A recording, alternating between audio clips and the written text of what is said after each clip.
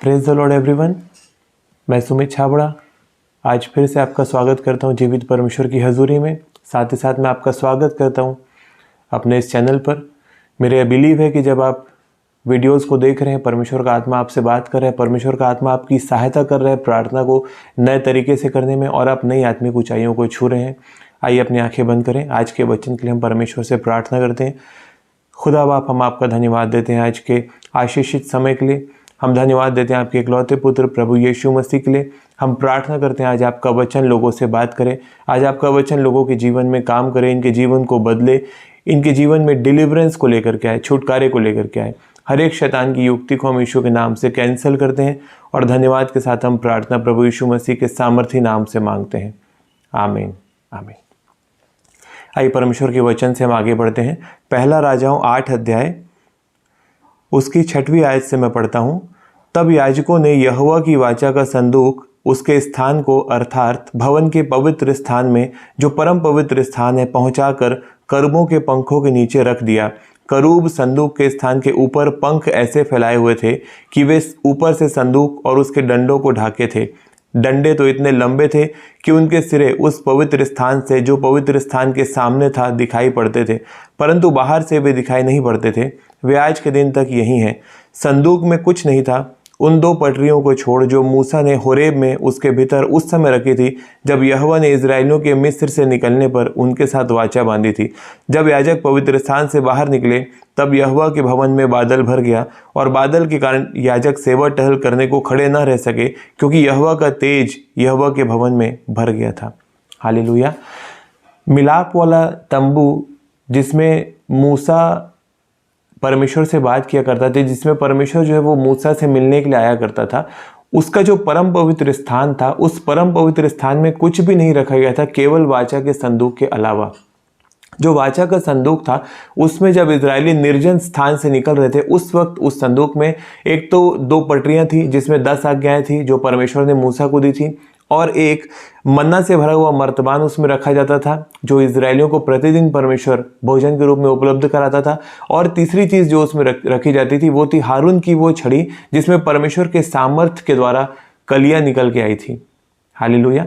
ये उस समय ये 3 चीज़ें थी जब इजरायली निर्जन स्थान से होकर के गुजर रहे थे। लेकिन ये जो हमने आज का वचन पढ़ा, ये सुलेमान जब अपने मंदिर की स्थापना कर रहा था, परमेश्वर के भवन की स्थापना कर रहा था, उस समय का ये वचन है। और इस समय आते आते तक उस संदूक में कुछ भी नहीं था, केवल उन 2 पटरियों को छोड़ जो यहोवा ने 10 आज्ञाओं के रूप में मूसा को दी थी। जो 10 आज्ञाएं परमेश्वर की मूसा ने उन पटरियों पर खोद करके लिखी थी। हालेलुया। तो उस वाचा की संदूक में केवल और केवल परमेश्वर का वचन था। जिस जगह पर यहोवा का वचन जीवित है, जिस जगह पर यहोवा का वचन जीवित रूप से उपलब्ध रहता है और उस वचन का पालन किया जाता है, उस जगह पर परमेश्वर की महिमा, परमेश्वर की ग्लोरी, परमेश्वर का मैनिफेस्टेशन निवास करता है। हालेलुया। लिखा, जब उस भवन में, मंदिर में, जब वाचा के संदूक को लाया गया, जब परमेश्वर का वचन उस जगह पर पहुंचा, और लिखा बादल ऐसा भरा उस जगह पर कि जो याजक लोग थे वो वहां खड़े नहीं हो सके। वहां इतनी ज्यादा परमेश्वर की ग्लोरी आ गई, वहां इतनी ज्यादा परमेश्वर की ग्लोरी मैनिफेस्ट हुई, परमेश्वर की प्रेजेंस मैनिफेस्ट हुई कि उस सामर्थी हुजूरी में, उस सामर्थी प्रेजेंस में याजक लोग खड़े नहीं हो सके और उन्हें वहां से हटना पड़ा। हालेलुया। परमेश्वर के वचन को अपने जीवन में आपको पहला स्थान देना है, क्योंकि ये परमेश्वर ने खुद कहा है कि वचन मेरे नाम से भी ऊंचा है। भजन संहिता में लिखा कि यहोवा ने अपने बड़े नाम से भी अधिक महत्व अपने वचन को दिया है। परमेश्वर का वचन कहते हैं कि वो अपना वचन भेज करके ही लोगों को चंगा करता है, और जिस गड्ढे से उन्हें वो निकालना चाहता है, जिस गड्ढे में वो पड़े हैं, उस गड्ढे से उन्हें वो निकालता है। वो गड्ढा कोई भी हो सकता है। वो गड्ढा गरीबी का हो सकता है, वो गड्ढा कर्ज का हो सकता है, वो गड्ढा बीमारी का हो सकता है, वो गड्ढा दुष्ट आत्मा का बंधन हो सकता है। निकालेगा परमेश्वर का वचन आपको, तब जब वो वचन पवित्र आत्मा की हजूरी में आपके ऊपर डिक्लेयर किया जाएगा और पवित्र आत्मा उस वचन को आपके जीवन में जीवित कर देगा। हालेलुया। याद रखें, बाइबल वो लोग भी पढ़ते हैं जो लोग बाइबल के ऊपर स्टडी करते हैं, जो लोग बाइबल के ऊपर पीएचडी करते हैं, वो भी बाइबल को एक सब्जेक्ट की तरह पढ़ते हैं। उनके पास होली स्पिरिट नहीं होता, उन्हें बाइबल के सारे वर्सेस याद होते हैं, फिर भी उनके जीवन में कुछ होता नहीं, क्योंकि ये तब तक वचन आपके जीवन में जीवित नहीं होता जब तक पवित्र आत्मा इस वचन को आपके जीवन में जीवित ना कर दे। अगर आपने पिछली वीडियोस अभी तक नहीं देखी है, किसी कारण से आप नहीं देख पाए हैं, तो मैं आज भी डिस्क्रिप्शन बॉक्स में उनके लिंक्स दे रहा हूं। आप जाएं और उन वीडियोस को देखें, और उन वीडियोस को देखने के बाद आप इस आज के वचन की इंपॉर्टेंस को समझेंगे। क्योंकि जब आप अपने प्रेयर रूम में बैठे हैं, जब आपने परमेश्वर के साथ परमेश्वर की स्तुति में एक वक्त बिताया, परमेश्वर की हजूरी उस जगह पर आ चुकी है, परमेश्वर की परस्तिश करने के बाद आप पवित्र आत्मा से भरे हुए हैं, अब आप वचनों को पढ़ रहे हैं और वो वचन जो है वो पवित्र आत्मा आपके ऊपर जाहिर करते जा रहा है, वो वचन पवित्र आत्मा आपके जीवन में जिंदा करते जा रहा है। हालेलुया। जब परमेश्वर ने आदम को बनाया, लिखा परमेश्वर ने आदम को बनाया और उसके अंदर जीवन के श्वास को फूंक दिया, अर्थात जो श्वास, जो जीवन परमेश्वर के अंदर था, वही जीवन उसने आदम के अंदर ट्रांसफर किया, जिसे हम ज़ोए लाइफ बोलते हैं। और ये जो परमेश्वर का पवित्र शास्त्र है, ये इसमें परमेश्वर ने वही श्वास फूंका है, परमेश्वर का वही जीवन, वही ज़ोए लाइफ इन वचनों में वास करती है। और जब आप पवित्र आत्मा की उपस्थिति में इन वचनों को पढ़ते हैं, परमेश्वर का जीवन जो आदम के अंदर था, जो इस वचन में मौजूद है, वो ज़ोए लाइफ आपके अंदर एंटर करती है। हालेलुया।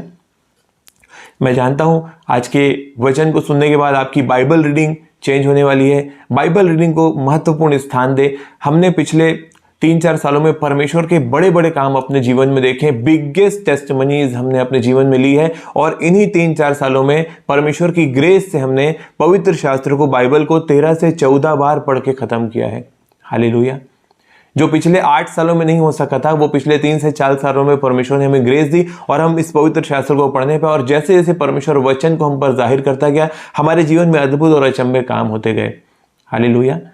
तो बाइबल रीडिंग को रोज अपने जीवन में ऐड करें, परमेश्वर के वचन के साथ समय बिताएं, रोज परमेश्वर की ग्रेस में जाएं, उसकी उपस्थिति में जाएं, और उसकी उपस्थिति में इन वचनों को अपने लिए रिसीव करें। हालेलुया। आइए आज के वचन के लिए हम प्रार्थना करें।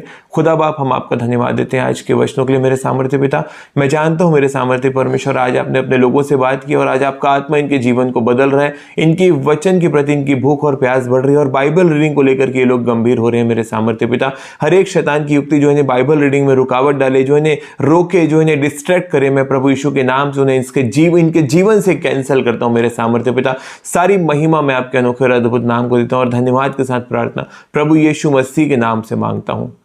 आमीन, आमीन, आमीन। हालेलुया। मैं फिर मिलता हूं आपको अपनी अगली वीडियो में। प्रभु आप सबके साथ रहे। मैं आपको परमेश्वर की हजूरी में सौंपता हूं। God bless you all. Praise the Lord.